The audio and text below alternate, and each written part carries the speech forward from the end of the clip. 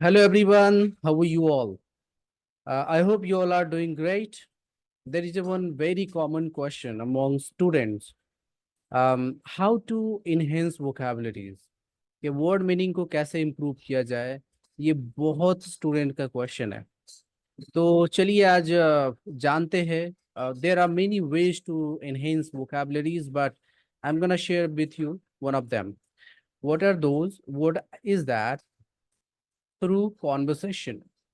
How? Let's do it. uh, चलिए मैं आपको स्क्रीन शेयर कर देता हूँ. Here we go. You can see. Let's go and do it. Just a second. Give me a second. I need to set up my vocabularies. These things. Just a sec. All set. So what I'm gonna do, I will be reading a story. I mean conversation. दो दोस्तों के बीच conversation हो रही है. उसी बीच कुछ vocabularies use की जाएगी, जिसको हम समझेंगे. And later on you can use those things in your conversation as well. ठीक है, आप अपने कॉन्वर्सेशन में, अपने बातों में उसको इम्प्लीमेंट करना है आपको. ठीक है. So the first one is this. Hey air, how is it going. हम अक्सर कहते हैं हाउ आर यू. तो हाउ आर यू की जगह पे आप हाउ इज इट गोइंग बोलिए. मतलब इसका भी यही होता है, कैसा चल रहा है या क्या हाल है. Next, your in the respond, you can say like that. Huh. Hey, B, I'm doing all right.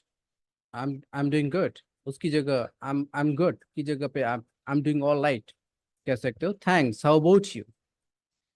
In respond, you say hanging in there. Hanging in there means and did you catch the game last night?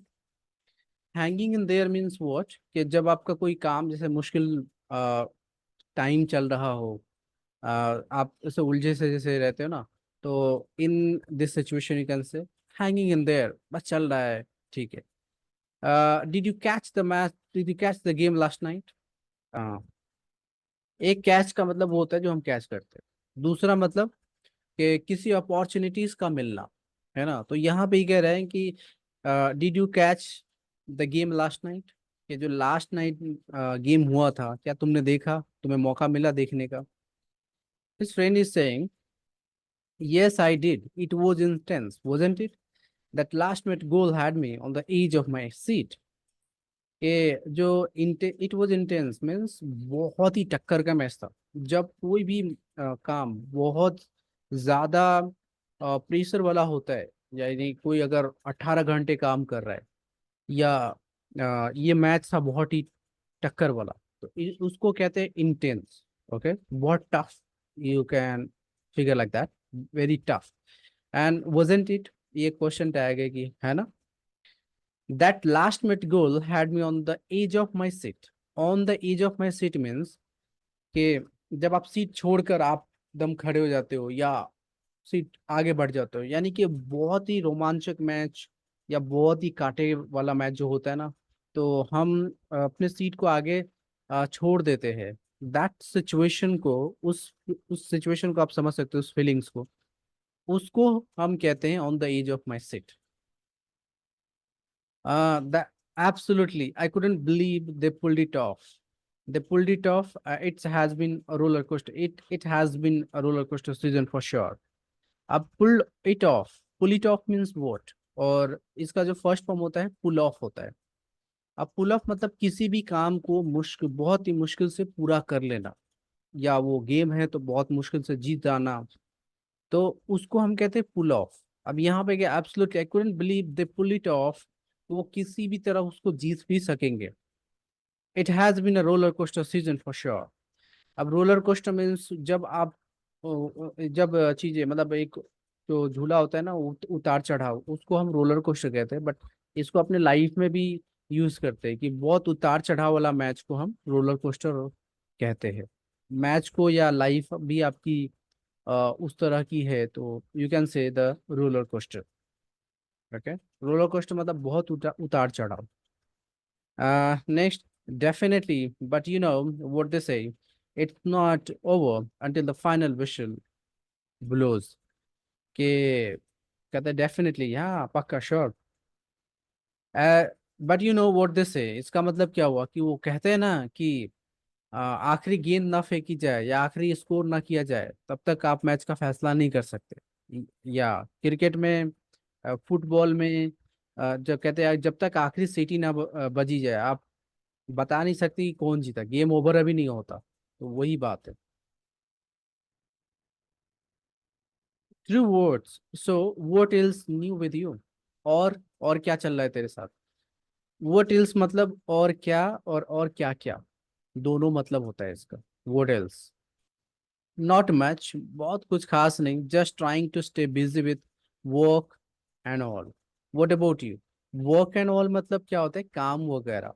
Okay, बस काम वगैरह में busy चल रहा हूँ and that's it. अपने बारे में बताओ।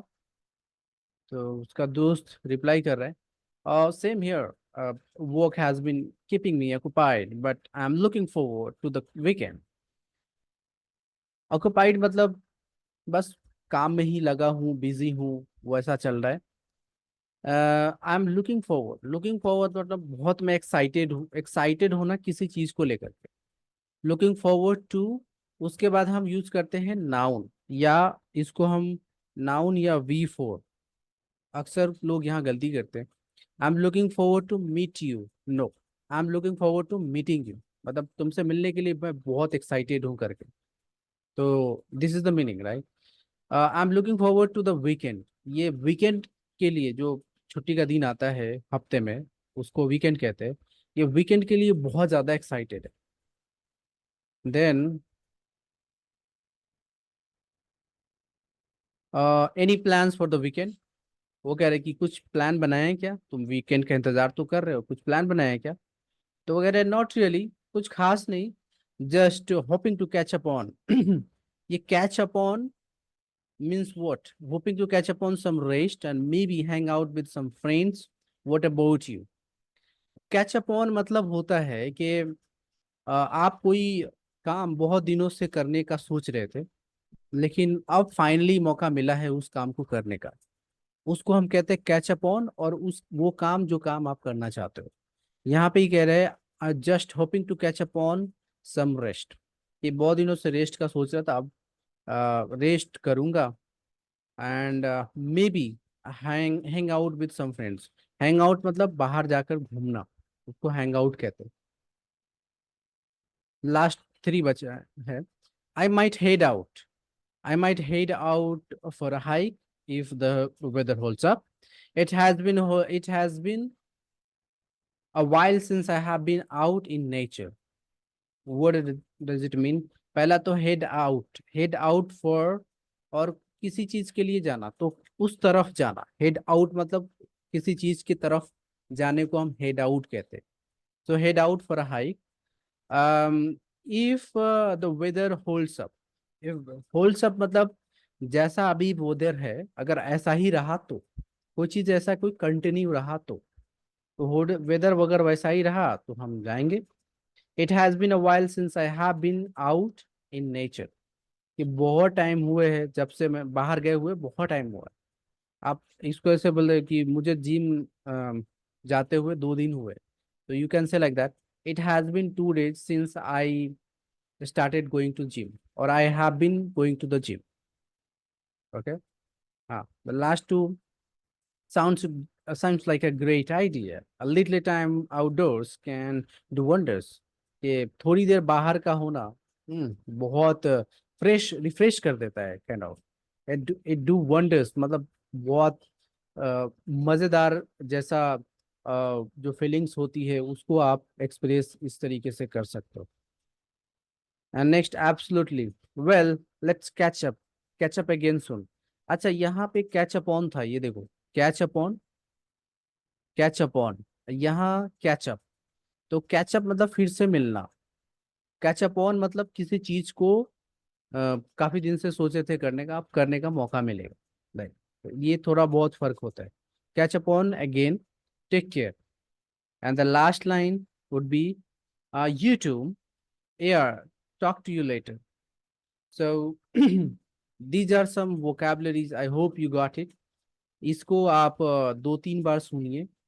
आई एम श्योर के इस वोकेबलरीज को आपको अपने लाइफ में इम्प्लीमेंट भी करना है, फिर जा करके you will feel I'm upgrading, something like that. Understood? I hope you got it. So do it. I'll see you in the next video. Bye. Take care.